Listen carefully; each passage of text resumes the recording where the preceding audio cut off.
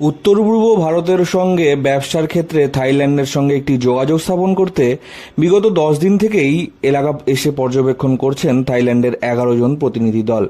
নিজেদের গাড়ি নিয়েই দার্জিলিং সিকিম ভ্রমণে বেরিয়েছিলেন তারা। সেই দল এসে পৌঁছলো শিলিগুড়ির সানডে হাটে।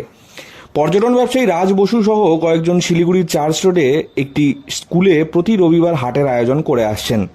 সেখানে থাইল্যান্ডের দলটি গিয়ে সরাসরি কৃষক, জৈব চাষি এবং ব্যবসায়ীদের সঙ্গে কথা বলে। কী ধরনের খাবার এই অঞ্চলে পাওয়া যায় তা তারা হাট ঘুরে দেখেন। এই দিনের হাটে নেপাল থেকে কয়েকজন কৃষকের পাশাপাশি ভুটানের এক ব্যবসায়ীও উপস্থিত ছিলেন।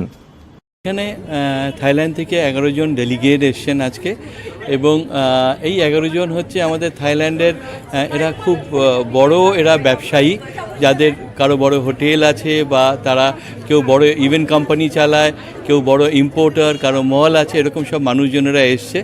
এরা গত 10 দিন ধরে আমাদের রিজিয়নে ওনারা ঘুরছেন, এবং এটার প্রধান উদ্দেশ্য হচ্ছে থাইল্যান্ডের সাথে আমাদের এই রিজিয়নের একটা রিলেশন তৈরি করা আর কি, এবং এই যে পুরনো রুটটাকে এটাকে আবার করে ট্রেডের জন্য আমরা রিডিসকভার করা।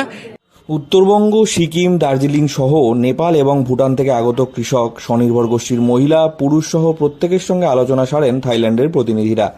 কি কি হাতে তৈরি তাদের সামগ্রী রয়েছে এবং সেই সামগ্রী থাইল্যান্ডে বিক্রি করা যাবে কিনা, কিংবা থাইল্যান্ডে উত্তর পূর্ব ভারতের সামগ্রী রপ্তানির ব্যবস্থা হয় কিনা, সে সমস্ত বিষয় নিয়েও এদিন আলোচনা হয়।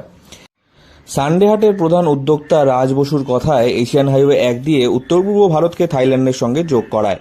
শিলিগুড়ি থেকে অসম, মণিপুর হয়ে থাইল্যান্ডে প্রবেশ করার একটি পুরনো রাস্তা রয়েছে। সেই পথের মাধ্যমে পুনরায় যাতে যোগাযোগ স্থাপন করা যায় সেই প্রচেষ্টাই করা হচ্ছে। That purpose is try to meet up between Thailand and people from this region.